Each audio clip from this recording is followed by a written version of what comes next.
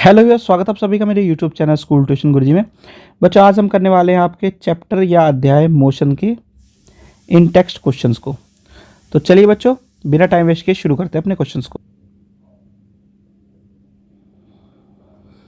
तो इसमें पहला क्वेश्चन देख लेते हैं बच्चों। क्वेश्चन नंबर 1 क्या कहता है? व्हेन विल यू से ए बॉडी इज इन, यानी आप कब कहेंगे कि वस्तु के अंदर है यूनिफॉर्म एक्सीलरेशन, यानी एक समान त्वरण। तो आंसर क्या है बच्चों इसका? A body is said to have uniform acceleration if it travels in a straight path in such a way that its velocity changes at a uniform rate. That is, the velocity of body increase or decrease by equal amounts in an equal interval of time. यानी किसी पिंड में एक समान त्वरण कब बदलता है? जब वह सीधी पथ पर किसी इस प्रकार चलती है कि उसका वेग एक समान दर से बदलता है, अर्थात किसी पिंड का वेग समान समय अंतराल पर समान मात्रा में बढ़ता है या घटता है बच्चों। फिर क्या कहता है बच्चों? नॉन यूनिफॉर्म एक्सीलरेशन, यानी असमान त्वरण। अब ये कब होगा बच्चों? A body is said to be have in non uniform acceleration if it travels in a straight path in such a way that its acceleration changes it at a uniform rate, that is the velocity of a body increase और decrease in unequal amount in an equal interval of time. यानी किसी पिंड में असमान त्वरण तब कहा जाता है जब वह सीधे पथ में इस प्रकार चलता है कि उसका वेग एक समान दर से बदलता है, अर्थात किसी पिंड का वेग समान समय अंतराल में असमान मात्रा में बढ़ता है या घटता है बच्चों।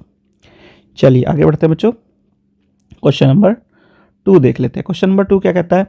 ए bus decreases its speed from 80 kilometer per hour to 60 kilometer per hour in 5 second, find the acceleration of the bus. यानी एक बस क्या कर रही है? यानी एक बस क्या करी? 5 सेकंड में अपनी गति को 80 किलोमीटर प्रति घंटा से घटाकर 60 किलोमीटर प्रति घंटा कर देती है। तो बस का त्वरण हमें ज्ञात करना है। तो पहली चीज़ तो ये क्या हो रहा है, यहाँ पे घट रही है, घट रहा है एक्सीलरेशन। तो जो एक्सीलरेशन है वो रिटार्डेशन होगा, यानी जो त्वरण है वो ऋणात्मक होगा। अब प्रारंभिक वेग क्या है? 80, अंतिम वेग क्या है? 60। इसको हमें कन्वर्ट करना है मीटर प्रति सेकंड में। तो ये आ गया 22.22 मीटर प्रति सेकंड, ये आ गया 16.66 प्रति सेकंड। अब समय क्या लिया गया है इसमें? t बराबर हो गया 5 सेकंड। इन सब की वैल्यू को पुटअप करेंगे तो हमें मिलेगा बच्चों a is equal to v minus u upon t. तो हमें मिलेगा बच्चों क्या? 1.112 मीटर पर सेकंड स्क्वायर।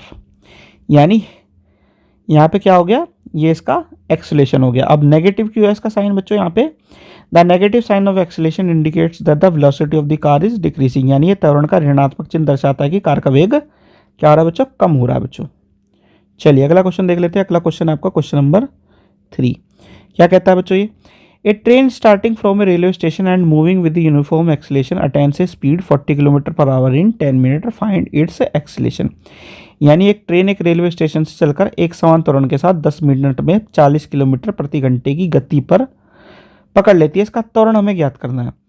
तो यहाँ पे u क्या है? 0 है, क्योंकि ट्रेन क्या है? रेस्ट से चल रही है, यानी रुकी हुई है, उस अवस्था से चल रही है। अंतिम वेग क्या दिया गया हमें? u क्या दिया गया है बच्चों में? 40 किलोमीटर प्रति घंटा। तो इसे हमें मीटर प्रति सेकंड में कन्वर्ट करना पड़ेगा। यह आ जाएगा 5/18 से मल्टीप्लाई करने पर 11.11 मीटर प्रति सेकंड।